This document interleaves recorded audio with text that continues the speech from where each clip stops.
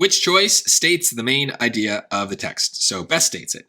Psychologists wanted to test how young children think about rewards and fairness. In an experiment, 2 teachers handed out rewards while children ages 4 to 6 watched. The teachers gave out the same number of rewards, but one of them counted the rewards out loud. The children were then asked who is fairer. 73% chose the teacher who counted. The psychologists think that counting showed the children that the teacher wanted to be fair. The children may have believed the teacher who did not count did not care about fairness. I don't really even have like a dumb summary here. Like, what's the main idea of the text? The main idea is they did an experiment and they have some findings. Like, this is just like some sort of experiment. They might get into the findings. They might not. I don't really care. I'm not going to worry about it. Let's just look at the choices and see what the choices want us to care about. A, psychologists think children cannot understand the concept of fairness until they're 6 years old.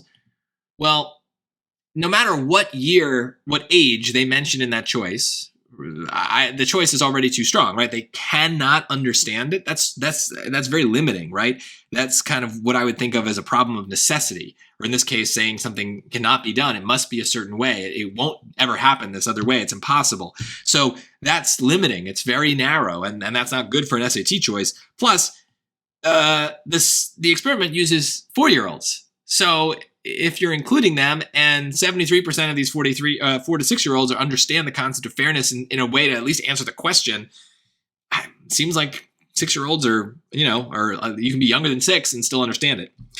B, an experiment found that counting out loud is the best way to teach mathematical concepts to children. Well, first of all, it's not about mathematical concepts at all. That's just not even the point.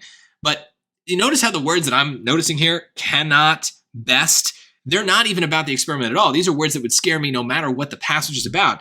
They're not making this bold of a comparison, right? You might even think of this as a quantifier, right?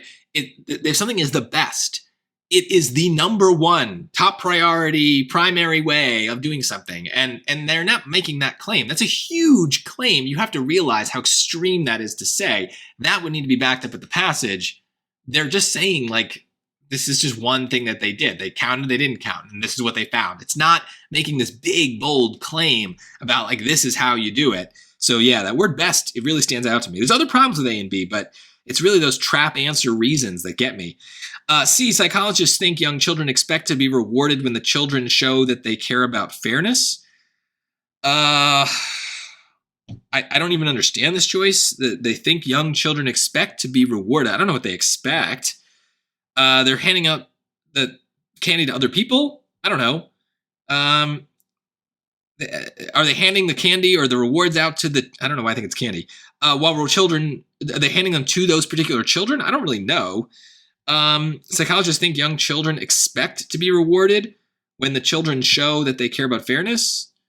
I don't know what's going on there. That choice just seems random to me. I don't, mostly if I'm thinking about my trap answers, I don't really know what these kids expect. Maybe I know what they expect in terms of fairness, but I don't expect to know, like, I don't know what they expect in terms of, like, the rewards. Are they even the ones getting rewarded? I don't know. I don't understand this choice. D, an experiment showed that the way rewards are given out may affect whether young children think the situation is fair. Yeah, because if they're counting versus not counting, it affects whether they think the situation is fair. Notice, though, that the choice does not say which way the children thought was more fair. It almost leaves out the findings. But that's just the way it goes, right? These summaries of the main idea are never going to be complete. These are not long passages, but it would take a lot of text to summarize all the ideas in this passage. And so the point of a summary is you leave out some details.